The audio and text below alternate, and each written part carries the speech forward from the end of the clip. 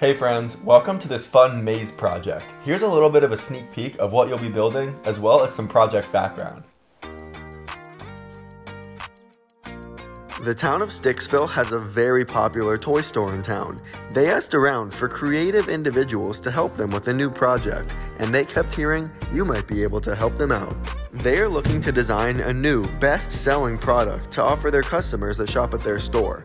What they had in mind was a cool, handheld maze game that kids could play with and challenge themselves with by rolling a marble around a set of obstacles to an endpoint. They want something that is both fun, but also challenging for the kids who buy the toy. Think you are up to the task to use some fun materials and make that happen? So, before we made mazes into these fun handheld toys like the ones you will be building and taking home, they actually had some pretty cool applicable history. But before we really dive into that, we want to open this up to you. Have you ever seen pictures of mazes, or maybe seen them in a movie? Can you quickly pause this video and share anything you might know about mazes, why they were built, or how they work? Anything along those lines.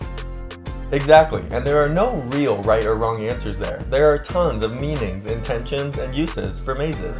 The very first mazes, which are also sometimes called labyrinths, which is just a different type of maze, date back thousands of years, and they sort of have a mysterious nature to them. They were associated with good luck or peace if you walk through them, and they even took on some religious or spiritual nature as mazes evolved.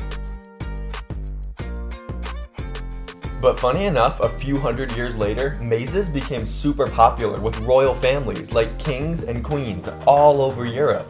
And what did they use them for? Well, they were a huge hit at their big parties, but they also provided a tucked away, hidden place where they could have secret meetings.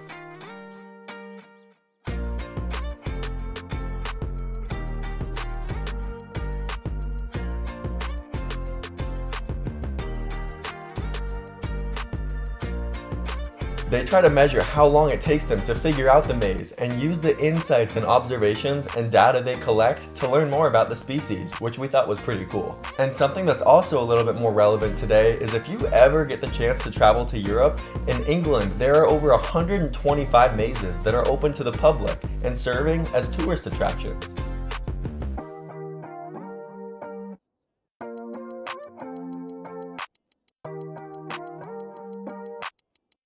They're made out of all kinds of cool materials like hedges or plants, corn, or even the crazy ones are made out of mirrors. Talk about confusing.